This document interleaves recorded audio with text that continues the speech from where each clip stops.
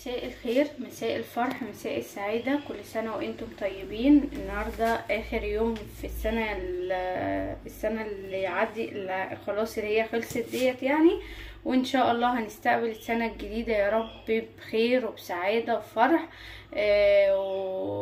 ومليانة بالبركة ان شاء الله. والسنة اللي عدت دي تمشي بحلوها، وكل الوحش اللي مرينا بيه وكل اللي عدينا بيه ان شاء الله، والسنة الجديدة تيجي بحلو وكل حاجة. النهاردة طبعا نزلنا السوق زي ما احنا عارفين، طبعا رأس السنة كل سنة وانتم طيبين. نزلت اشتريت مشترياتي وحاجاتي للعيال يعني وللبيت. وتعالوا مع بعض هنشوف جبنا ايه. الاسعار عاوزة اقول لكم رهيبة، الاسعار فظيعة، بس الحمد لله نشكر ربنا. يلا بينا مع بعض. اول حاجه جبت لهم الفاكهه بتاعتهم، جبت استفندي طبعا راس السنه والسهره وكده، فلعيالي طبعا انا مبحبش احرم عيالي من اي حاجه. جبت لهم استفندي زي ما احنا شايفين كده، هنحطه في الطبق مع بعض. جبت لهم 2 كيلو من الاستفندي كده اهو،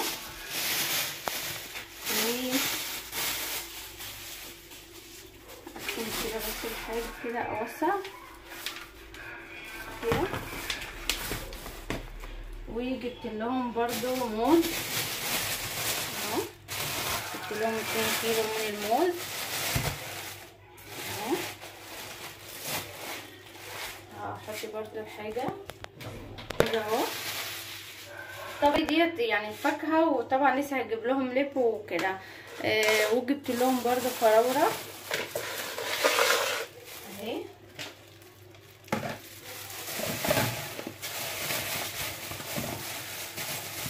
طبعا كريسمس وكده وايه، قلت لازم بقى يبقى في حاجة حمرا كده مع الفاكهة. تمام. وجبت طبعا طماطميتين، فجبت عليهم كيلو من الطماطم، طماطم حلوة بصوا، تفاح. وجبت برضو خيار،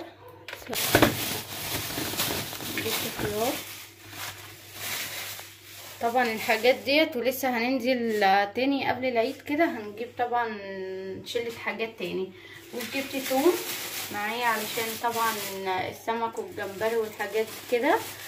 وجبت فلفل رومي اهو، فلفل رومي. وجبت بتنجان عروس برضو قلت اخليه. وجبت كابوكشا، وجبت ربطة كزبرة علشان خاطر اعمل سلطة وكده جنب الرز. وجبت طبعا اللي لا يستغنى عنه الليمون. دي مشتريات السوق النهاردة. وجبت برضو هنعمل مع بعض. وجبت لهم برضو جمبري علشان اعمل لهم طبعا رأس السنة طبعا اهو جمبري. وجبت لهم كابوريا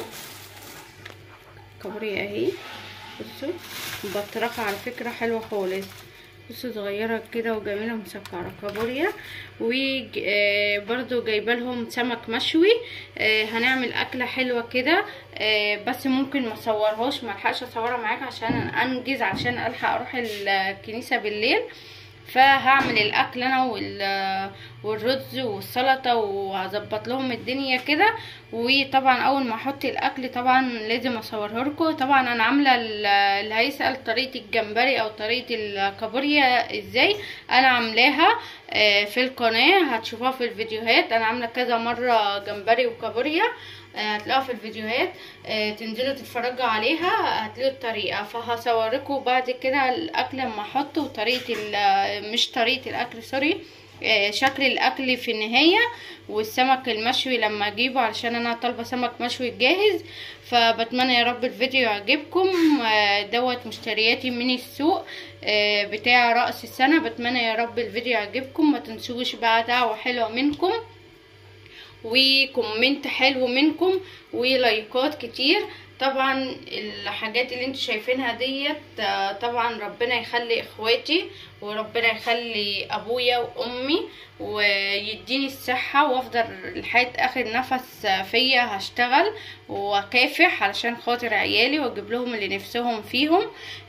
وطبعا ربنا من هنا احب اقول لاخواتي ربنا يديكم الصحة ويرزقكم ويوسع في رزقكم ويديكم من وسع يا رب وما يحرمكوش من اي حاجة. ولابويا وامي برضو ربنا يديهم الصحة ويخليهم ليا، هم اللي واقفين جنبي وهم اللي ساندني.